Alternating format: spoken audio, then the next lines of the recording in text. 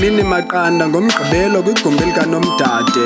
Ndakuzijonga esipilini ndawa phantsi kothuko ukubona umzimba wakhe uthetywa phantsi kweqonga lakhe lokulala. Kulityadidi legazi elidongeni namanxeba aluthotho kumzimba wakhe. Kumasikizi ukubona umzimba ongenatyala unje. Iimpahla zakhe zithe saa ecaleni, ubuntombi bakhe buvele ngaphandle. Imxhaxhile le njubaqo ngumalume umntana kamama. Ndafika ingqongqe yeziko iquma isidima ngeebhotile ezintathu zotywala nebhekile ecaleni.